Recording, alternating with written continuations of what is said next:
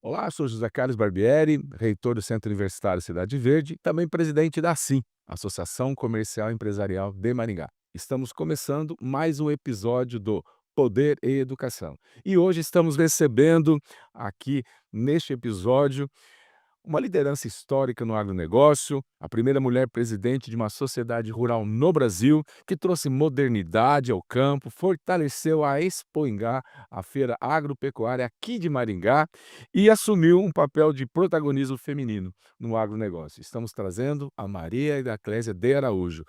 Ela é zootecnista, formada pela Universidade Estadual de Maringá, com pós-graduação em Gestão de Agronegócio e também Sanidade Animal.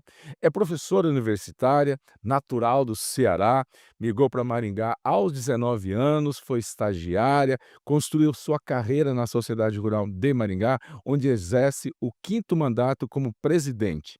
Foi premiada com o prêmio Assim Mulher no ano de 2019, está na lista entre as 100 mulheres mais poderosas do agronegócio pela Forbes e recebeu o título de cidadã honorária do Paraná, reconhecendo sua liderança na profissionalização e inclusão da Feira Expoingá. Além disso, ela é uma das queridas amigas daqui da nossa instituição, esteve presente em vários eventos. E hoje vamos explorar, é claro, sua trajetória, sua origem do sertão, até a presidência da Sociedade Rural de Maringá e debater o protagonismo feminino, os desafios do campo e as oportunidades para o agronegócio no Brasil. Maria Clésia, seja muito bem-vinda, é um prazer recebê-la aqui no podcast Poder e Educação. Barbieri é meu amigo. Eu que me sinto extremamente honrada de estar aqui, né, eu já passei por outros momentos aqui e, assim, sempre muito bem recebida. E falar um pouco da minha trajetória de vida nada mais é do que eu poder exercer a gratidão por tantas pessoas, né, que estiveram ao meu lado, que estão ao meu lado e que sempre me proporcionam algo mais para que eu possa a cada dia fazer o meu trabalho, exercer a minha profissão, né, exercer o meu papel institucional à frente não só da sociedade rural, mas também da associação comercial e de outras entidades que a gente participa. Então, meu muito obrigada pelo convite. Nossa, é um prazer recebê-la. Então vamos lá, vamos começar. Então, Maria Clélia, você saiu do Ceará com 19 anos, começou uma jornada aqui em Maringá, né, já estudando, estagiando na sociedade rural e se tornou presidente, está no seu 5º mandato. Como foi seu início, né, vindo de lá e essa construção da sua história no associativismo brasileiro?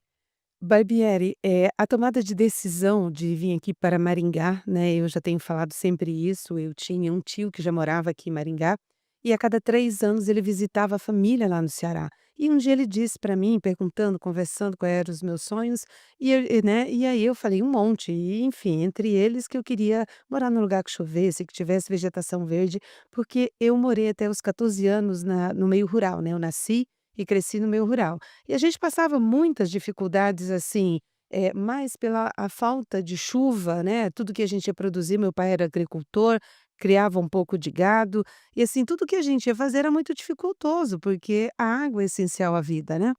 E aí ele disse: "Olha, filha, se você quiser morar numa terra de oportunidades, você vai para o Paraná que eu te recebo, para Maringá", que ele já morava em Maringá. E eu fiquei com aquilo na cabeça. Então terminei meu ensino médio, tomei a decisão de vir para passar umas férias, e ao passar essas férias aqui, os 3 primeiros meses, então eu vim para São Paulo, que eu tinha um tio lá também, me colocou no carro e eu vim de carro para Maringá. Então você imagina eu sair de uma região de sertão e pegar de São Paulo até Maringá, né, com uma realidade de vegetação completamente diferente. E ele aproveitou, e começou a me levar nos lugares, né, nas cidades. Eu tenho uma tia que mora em Umuarama, e aí ele foi até Foz, de Foz fomos à Argentina, Uruguai, Paraguai, né, conheci o estado quase todo. E aí, com 3 meses depois, a sociedade rural, ele era amigo do presidente da época, e ele falou: "Você não quer fazer um estágio na feira? Depois da feira daí você vai embora", né. Mas eu quando saí de casa, eu tinha convicção de que eu não gostaria de voltar, eu queria vencer, sabe aquela coisa do vencer, fazer uma universidade, né, fazer um curso superior. E aí eu fui participar de um estágio no departamento pecuário da Rural. Aí, nesse intervalo da feira, eu fui efetivada, e aí começou a minha história com a entidade. Então muita gente diz: "Nossa, você é a cara da Rural". Por quê? Porque eu fui estagiária, depois eu fui colaboradora por 13 anos, eu saí da Rural, mas quando saí eu já tinha me associado à Rural, fiz parte da fundação da Rural Jovem, né, da primeira diretoria da Rural Jovem. Depois eu voltei na gestão do seu Joaquim Romero Fontes, que era fundador, e em 2008, no primeiro, o seu Joaquim ia sair, e aí houve um processo eleitoral. E aí foi indicado alguns nomes para a gente saber qual era que tinha maior capilaridade. Por incrível que pareça, o meu nome foi o que mais apareceu. Eu não acreditei muito, porque assim, mas depois, quando você para avaliar, eu sempre fiz atendimento ao associado e conhecia muito das demandas tanto da entidade quanto do setor e também da Expo.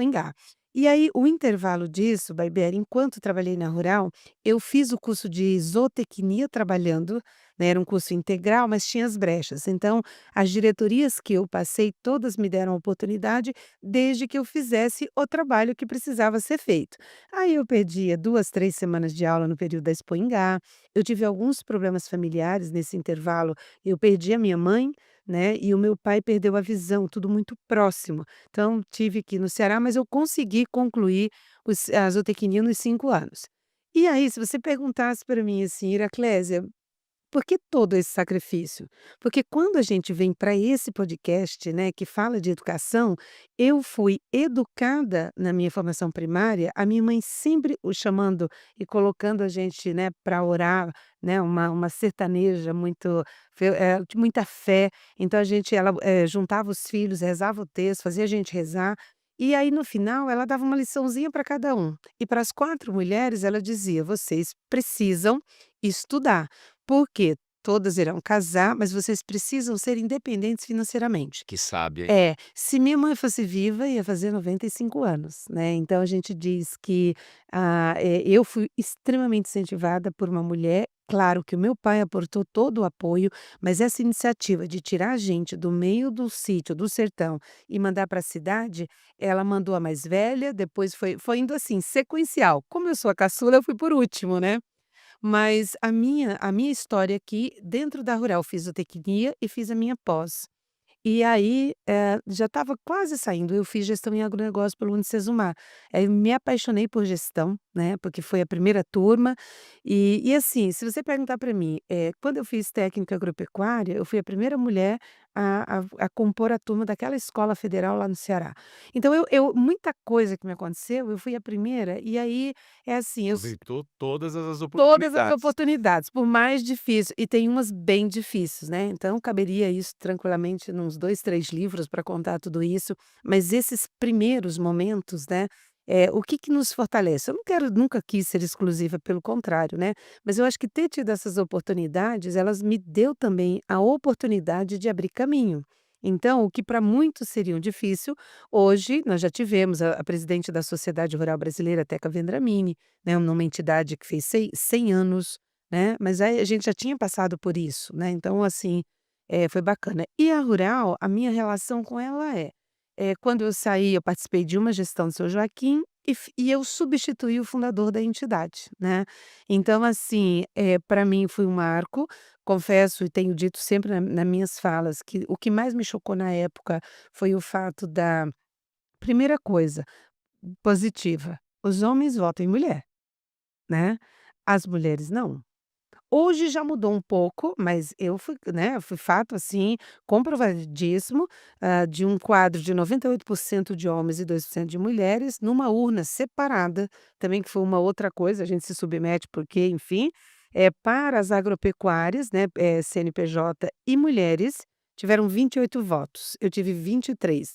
Dos 23, os 5 que eu não tive foram de mulheres, então aquilo me alertou da seguinte maneira: a gente tem que abrir espaço. A mulher ela tem que entender que ela não vai votar na mulher, seja numa instituição, seja na política, porque é mulher. Ela tem que votar por competência, mas ela tem que dar credibilidade quando você tem esse momento especial, né, diferente, que a gente precisa abrir caminho.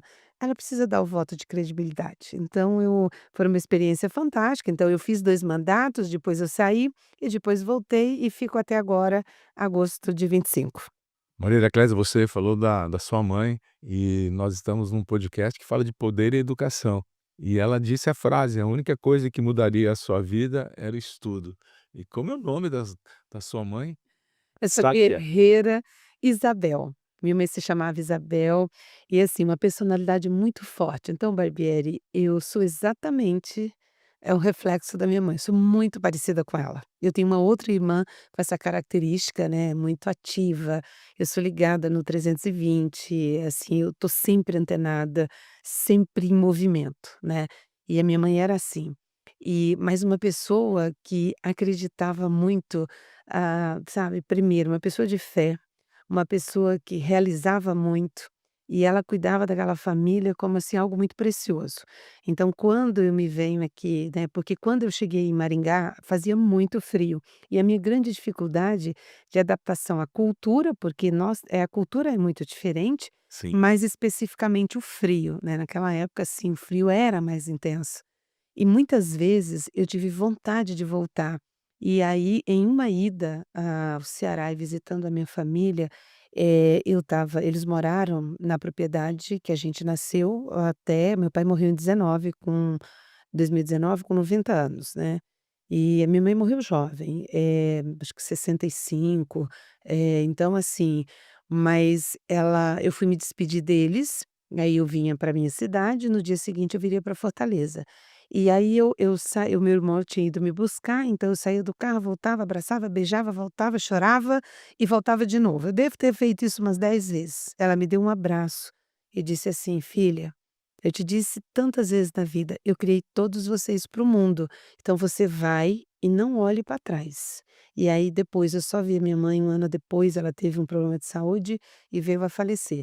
Mas eu levei muito isso para a vida. Então, todos os momentos de dificuldade que eu tinha, né, eu falava: "Meu Deus, a minha mãe mandou eu seguir". E ela sempre dizia: "A vida é para frente, não para", né. Então, assim, foram coisas que me marcaram e eu tive muitos momentos de superação, como eu tenho até hoje. Você está na atividade profissional, empresarial, requer de você todos os dias uma tomada ou várias tomadas de decisões que muitas vezes não é que a gente quer, mas é que é possível sempre pensando no coletivo.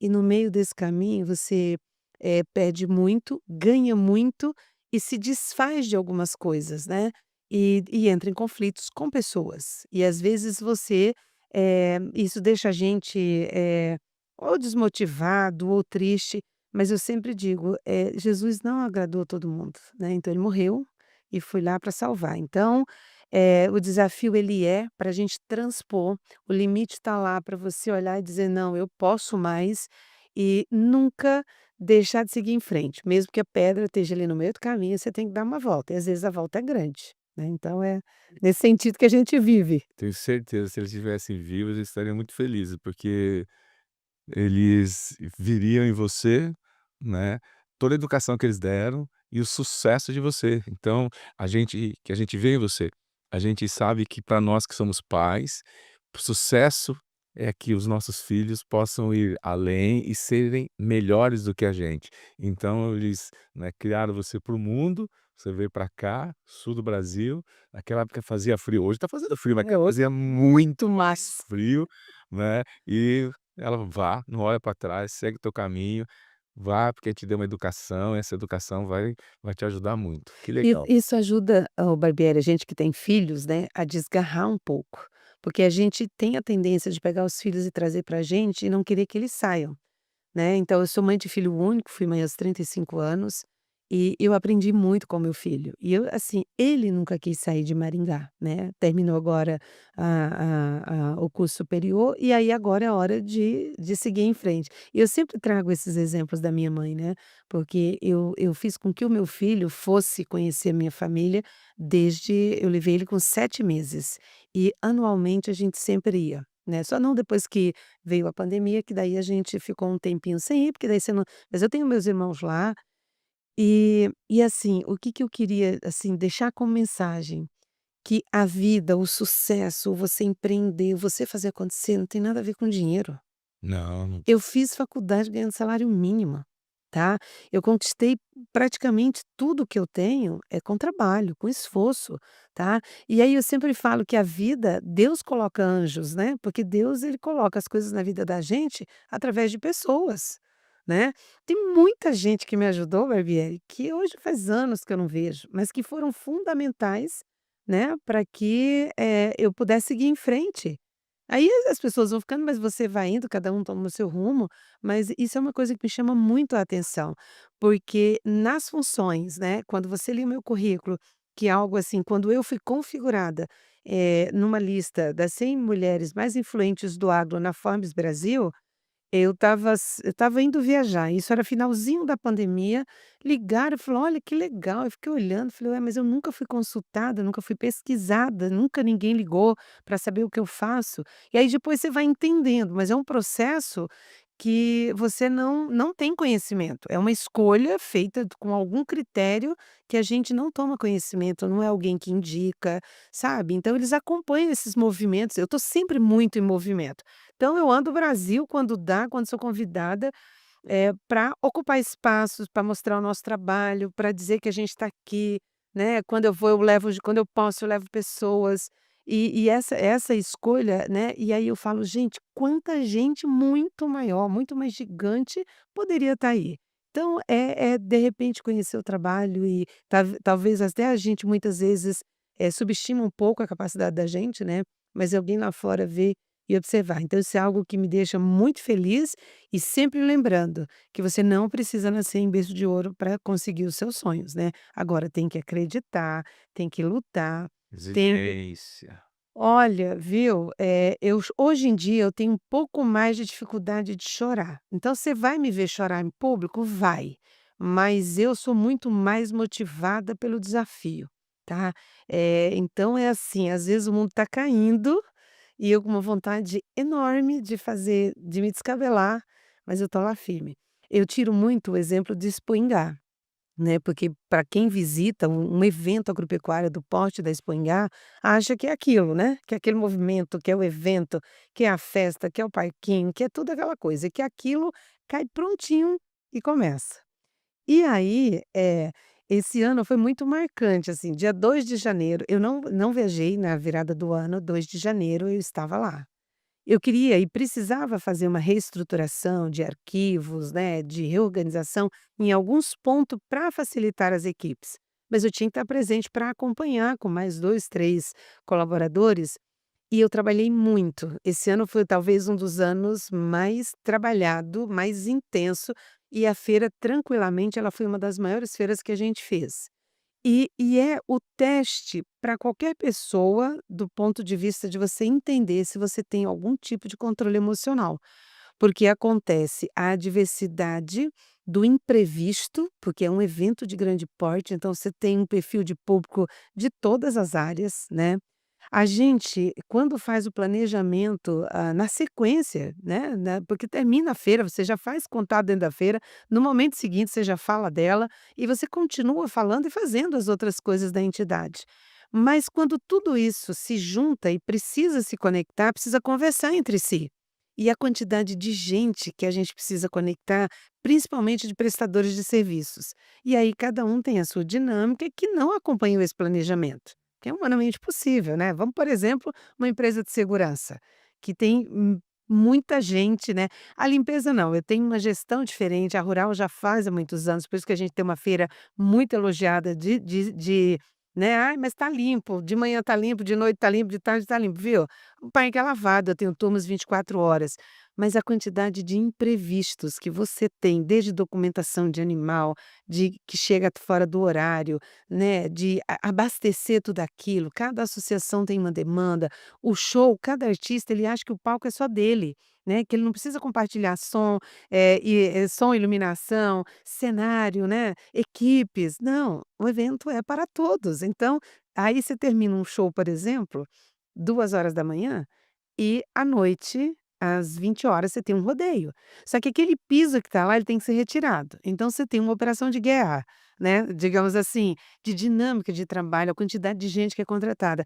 E fora os imprevistos, né, que você tem em todos os momentos. Foi muito intensa, politicamente, a gente recebeu muitas autoridades, o que é muito bom, muitos eventos técnicos, e cada um, seja grande ou seja pequeno, ele tem a sua particularidade. E aí nem tudo chega para mim, mas assim, uns 90% chega. Desses problemas chegam, porque não tem como, tem que ter tomada de decisão, tá. E às vezes a pessoa fica insegura, porque ela não participou do planejamento global, né. E aí eu digo, depois de passar aí diretamente e indiretamente, eu participei de todas as Expo em Gás depois que cheguei no Paraná, né.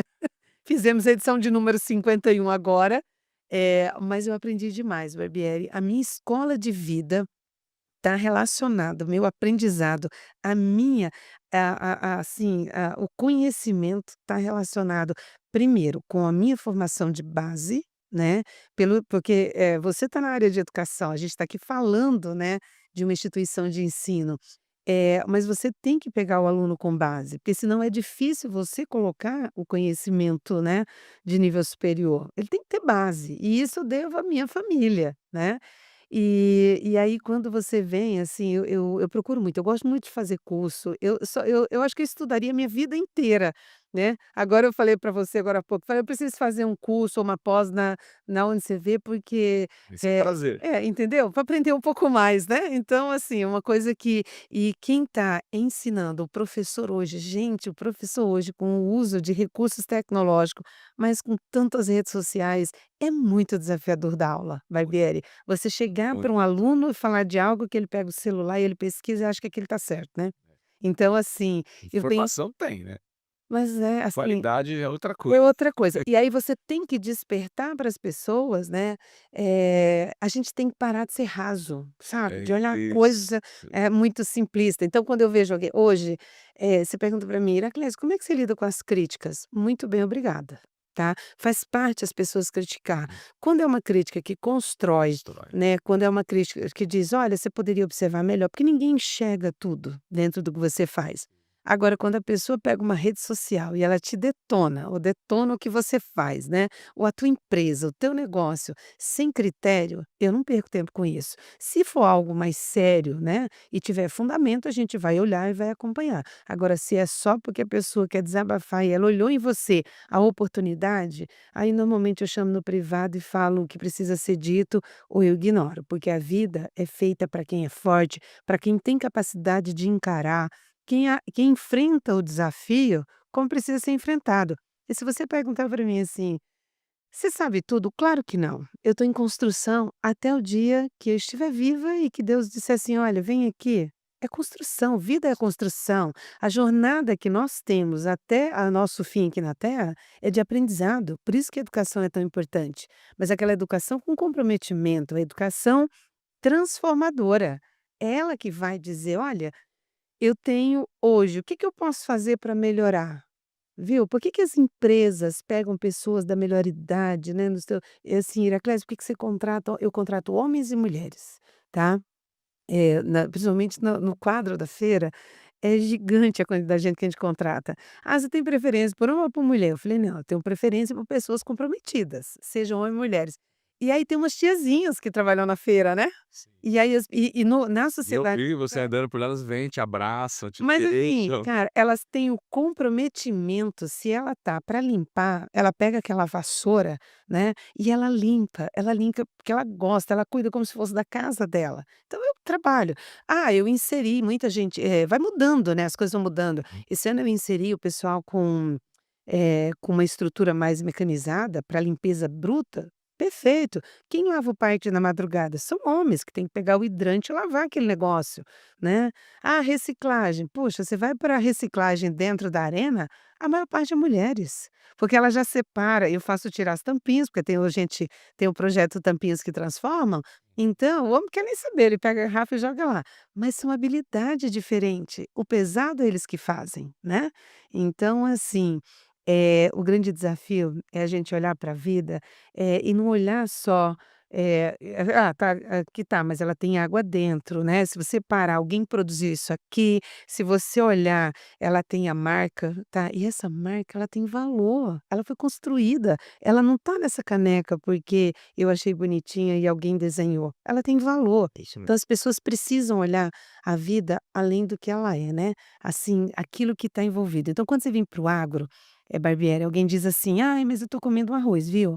Para o arroz chegar à nossa mesa, o produtor, né, primeiro começou com a pesquisa. Alguém desenvolveu um grão de arroz, de feijão, de soja, uma hortaliça, né, passou por pesquisa. O Brasil tem uma Embrapa em cada bioma que trabalha o desenvolvimento genético, seja animal ou vegetal, para que se adapte às regiões que elas vão estar sendo trabalhadas, né. Então, se é a soja aqui, se é o feijão daqui é diferente da variedade que a gente tem lá no Nordeste, no Sudeste, o arroz do Rio Grande do Sul é uma variedade diferente. Então, isso tudo começou com a pesquisa. Quando ele vem para o campo, aí a gente tem o desenvolvimento de máquinas e implementos que ao longo do ano foram sendo, né, eu quando comecei e via meu pai, acompanhava ele na roça, a gente plantava com uma matraca, né, Diferente. ou na mão. Hoje você tem máquina para tudo, mas isso é pesquisa, isso é indústria investindo, é pessoas que não têm nada a ver com o setor, que está construindo e produzindo alguma coisa para eu colocar no campo. E aí eu tenho um clima, né, que o clima ele está diretamente relacionado com a atividade que eu faço no campo, seja animal, seja vegetal, né. Aí você tá, tudo bem, e eu posso controlar? Claro que não, o clima não depende de mim.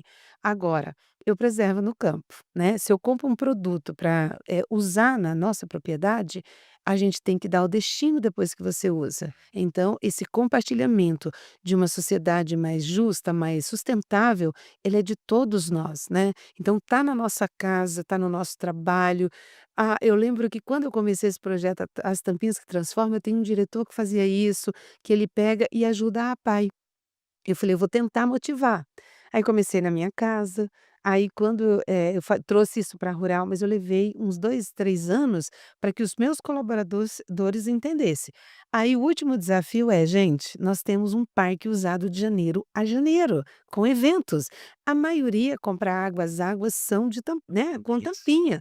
Viu, o que para você é só mais algo que vai para o meio ambiente, tira a tampinha". Aí eu tinha um espaço, nós criamos uma reciclagem, chama a cooperativa, e as tampinhas eu faço doação para a PAI ou para as entidades que precisam.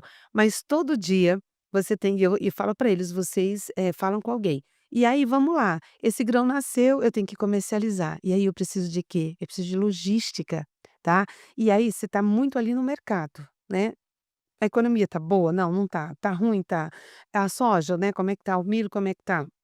Aí você tem as safras, e aí você tem todo um trabalho, né, primeiro, a economia é global hoje com todas as facilidades que a gente tem de comunicação, né, então mas o clima é determinante, se eu produzo mais nos Estados Unidos, por exemplo, né, eles vão comprar menos, tá. Aí você tem toda aquela coisa de mercado, mas uma coisa muito importante, política pública voltada para o desenvolvimento, do setor, dos setores de uma maneira geral, né, estou focando o agro porque é minha atividade profissional.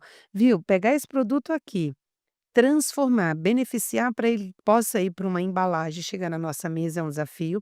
Pegar esse produto e levar para o porto, né, para exportar é outro desafio, tá.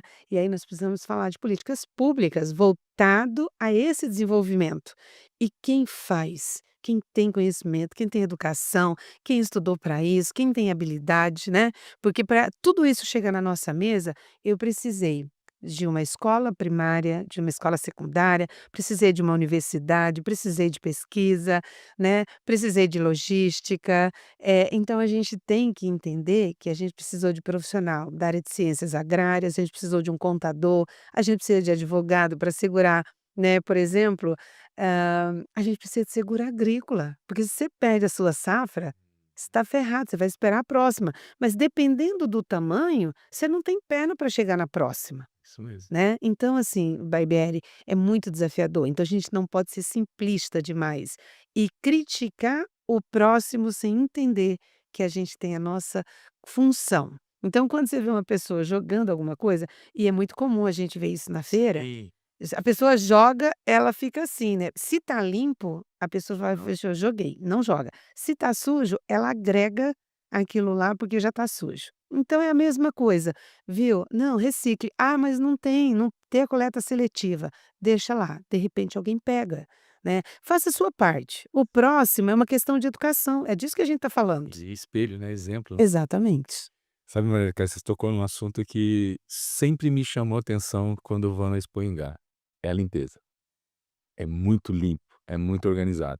A gente pode comparar, com o Japão, com a China, que você anda em alguns espaços, você não encontra lixeira. Porque lá eles guardam no bolso e descartam no lugar correto. Aqui no Brasil não, a gente tem muitas lixeiras e as pessoas ainda jogam fora, então é uma mudança cultural. Então a Expoingá ela ajuda nessa mudança da cultura de você estar num ambiente limpo, organizado e e se espelhar para fazer isso no seu ambiente de trabalho.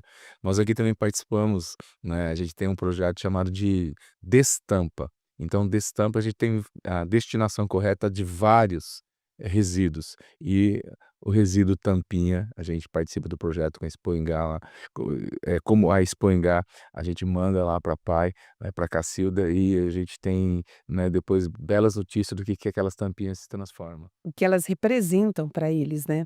Você sabe, Exatamente. Barbieri, que a gente tem a dor, eh, e assim, muito está muito relacionado com o que a gente faz. Por exemplo, há 3 anos a gente faz um trabalho lá junto com o parque de diversão para levar as crianças com autismo, né, pra gente fazer uma ação, aquela preocupação toda de ser mais institucional, para não ter viés político, então, mas a gente chama as secretarias, as meninas da Rural Mulher participam, elas acolhem, elas colocam a pulseirinha, aí você identifica muita gente, né, que tem crianças ou pessoas com autismo que, né, precisa de ajuda. Esse ano a gente recebeu, né, no projeto da Secretaria de Pessoas com Deficiência, algumas ações que foram extremamente estratégicas e, para quem não sabe, fora Expoingá, né, esse ano a gente vai para a terceira edição do Rural Maringá Junino, que é algo que a gente está fazendo para ativar digamos assim, a motivação para os festejos, né, das festas de São João, que já acontece tradicionalmente, a festa do Seu Zizo, as escolas, as comunidades, para se somar isso, para gerar um movimento e essa cidade ser uma grande referência num curto espaço de tempo, como uma cidade que faz uma grande comemoração dos festejos juninos. E aí, no planejamento, eu tenho uma colaboradora que tem um irmão com síndrome de Down. E ela disse: "Olha, a gente vai inserir, né, alguma coisa, para as pessoas, né", e aí tem todos os nomes, né. E eu falei: "Claro que vamos. Eu quero a sua sugestão", daí, com todo mundo que eu tenho comentado, falado, aí liguei para o secretário, né, da prefeitura, eu falei: "Você quer compor a mesma ação que você fez na Expoingá?" E as escolas que eu tenho levado, né, que eu tenho estou em processo de negociação, a gente vai ter um espaço para receber essas pessoas que precisam de mais cuidado, entendeu? Tanto é que eu estou destinando um canto lá, "Ah, vamos fazer igual ano passado", não, aqui a gente vai fazer um espaço, né, que a criança não possa porque o barulho do palco tem que ter, porque tem as representações, mas ela precisa ser acolhida diferente, né. Isso é humanização. Então, é esse cuidado e a gente precisa ouvir, né, porque se talvez, como, eu não tenho algo direto, mas eu posso ajudar a transformar isso, porque o evento está na nossa base de planejamento. E é no nosso dia a dia, sabe, é fazer atividades que a gente possa se somar. Então a sociedade ela é carente de apoio e quando a gente faz esses apoios, a gente precisa divulgar e se ajudar com as entidades, né, para que elas possam cada um fazer. Então, eu acho que o meio educacional é o que mais pode difundir qualquer conhecimento, e a gente sempre despertar. Todo dia, ó, eu acordo, dou bom dia para o sol, se tiver. Eu tenho um pouco de dificuldade com o dia mais Nublado. nublado, mas é porque eu nasci numa região com muito Só. sol, né. O sol 5 e pouquinho da manhã ele já tá lá, né, então você dá bom dia para ele. Eu gosto muito de luz, eu gosto muito de sol, eu me considero uma pessoa ativa, alegre, e eu acordo muito bem, isso é fisiológico, tem gente que acorda leva 2, 3 horas para acordar.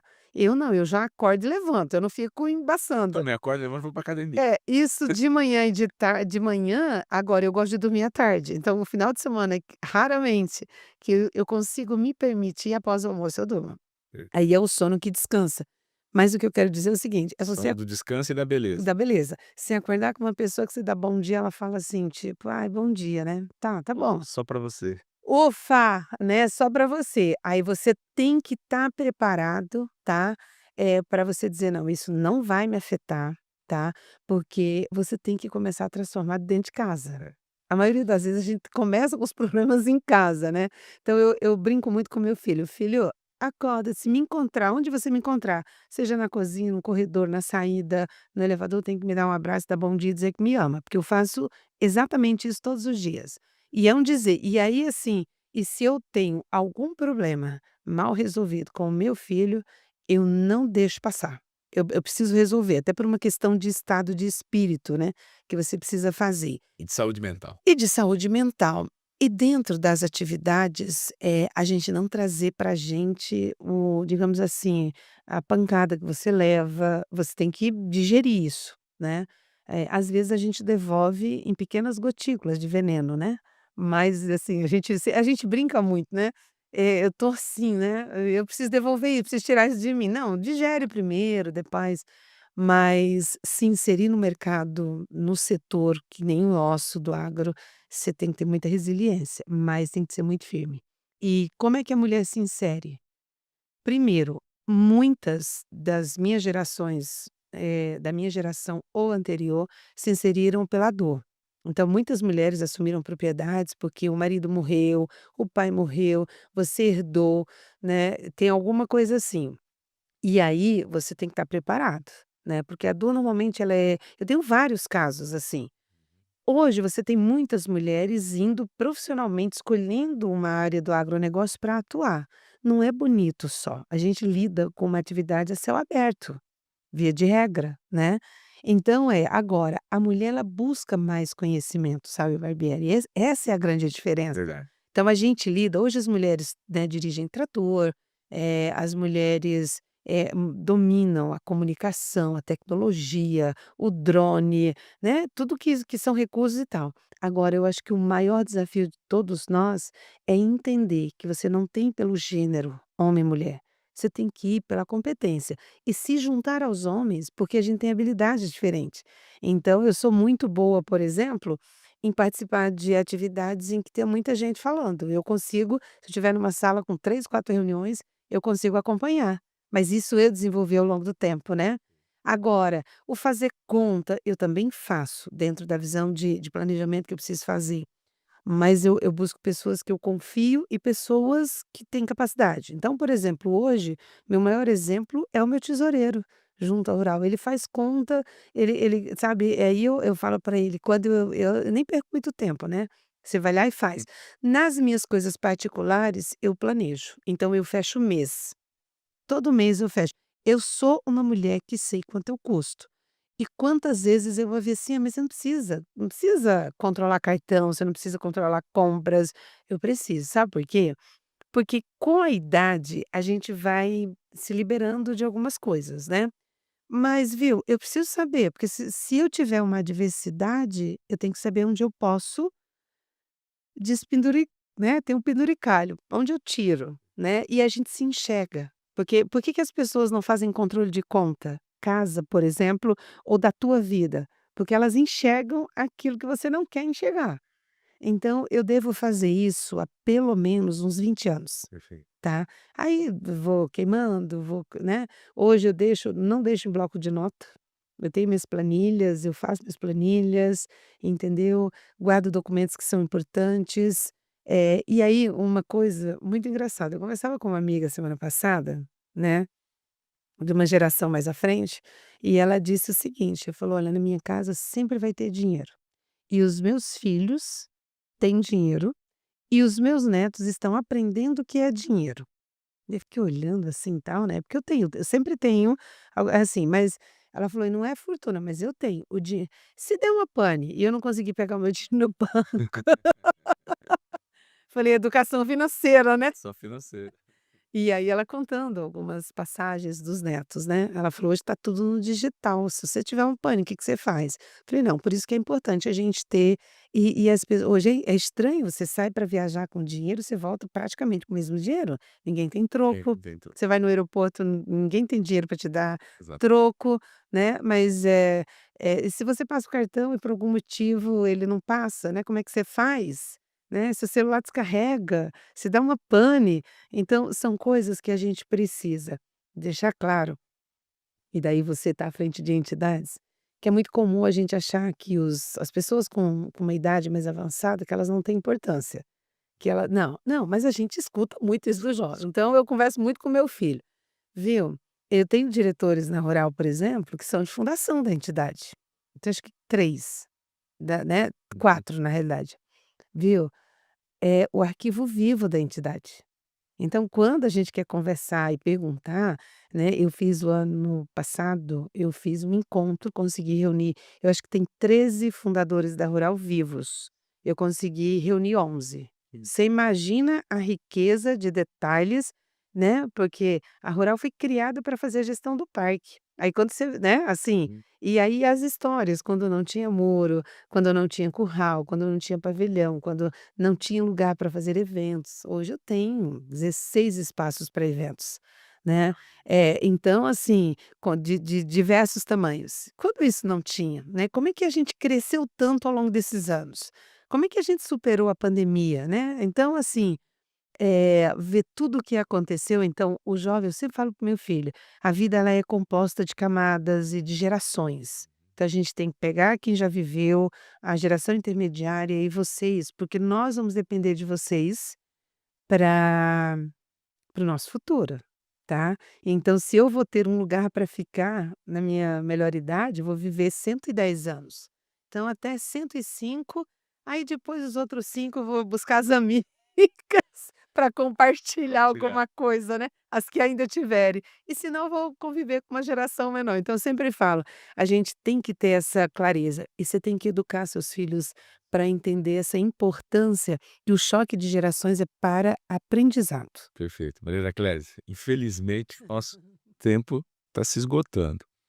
Mas eu acompanhei você essa semana, nós tivemos aqui o TEDx em Maringá, organizado pela Assim pela segunda vez, e você terminou a sua fala usando 3 objetos: um chapéu, uma caneta e uma cadeira.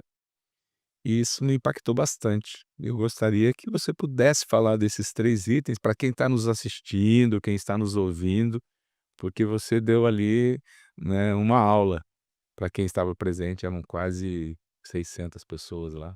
Barbieri, a cadeira, né, eu tive a oportunidade de ocupar algumas cadeiras, né, eu não sou foi apenas presidente da sociedade rural, participei de outras entidades, hoje eu tenho aí aproximadamente 10 entidades que eu ainda estou, é claro que eu já começo a sair também, mas sempre deixando claro para as pessoas que eu não é porque eu preciso de uma foto a mais, ou eu preciso estar no cargo, mas eu tenho uma vida muito ativa, e a minha experiência, a minha contribuição, né, eu quero deixar como legado para o meu filho e para pessoas que precisam encurtar um pouco de tempo, porque a gente demorou mais para aprender, né, porque a nossa geração, as coisas eram mais difíceis, não É estava lógico. a lógica, não estava tudo disponível.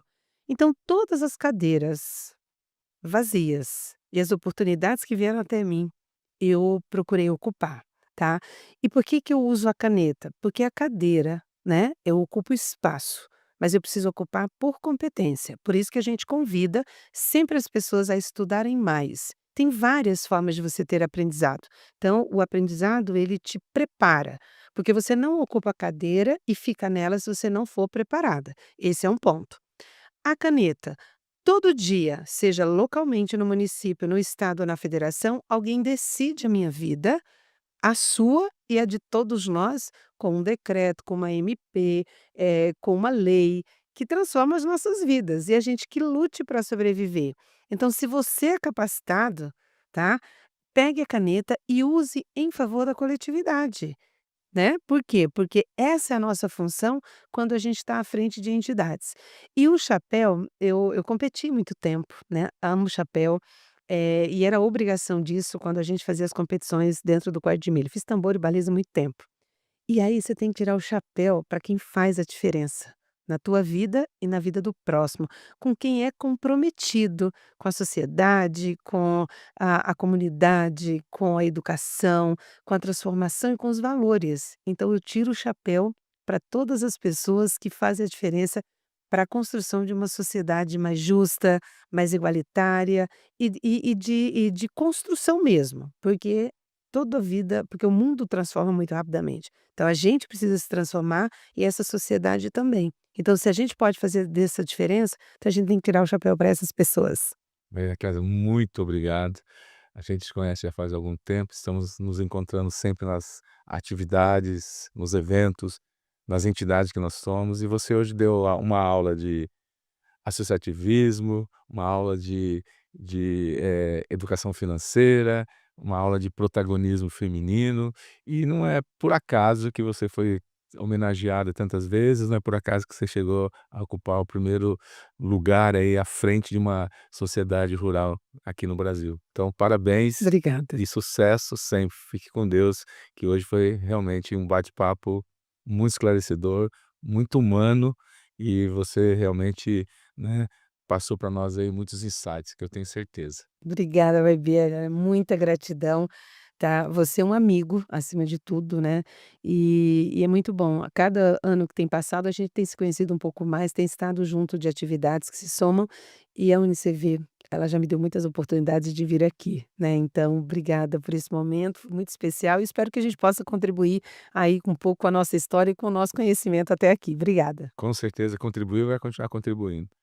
Terminamos aqui mais um episódio de Poder e Educação. Hoje com uma empresária, uma referência no agronegócio, e não só aqui na cidade de Maringá, mas no Brasil todo. Você que está no norte, no nordeste, né, vai ouvir, se não ouviu ainda, falar do nome Marília Clésia, porque é uma referência no agronegócio, que é, no Brasil, né, uma atividade que nos faz ficar entre as melhores nações de todo o mundo. Então, vamos nos encontrar no próximo episódio. Lembrando que o poder só existe porque a educação veio à frente.